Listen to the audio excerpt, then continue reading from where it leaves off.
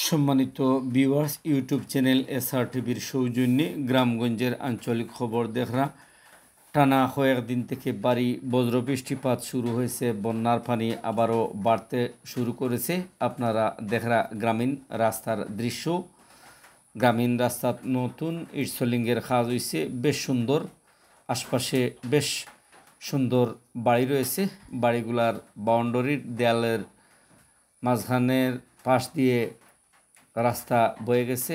ইটসলিং রাস্তা 360 ফুট কাজ হয়েছে, 8 ফুট সান্দি।